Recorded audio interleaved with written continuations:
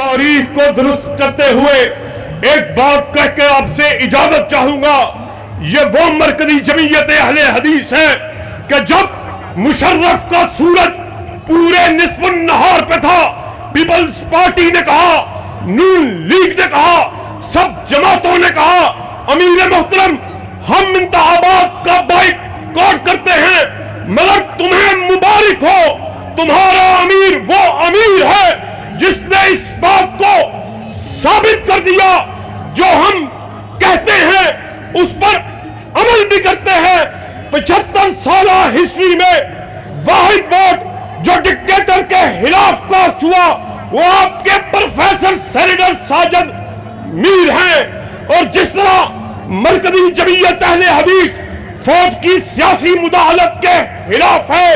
اسی طرح آج اس بات کا اعلان کرنے کے لیے آئی کہ اگر کوئی فوجی املاک پر، فوجی تنصیبات پر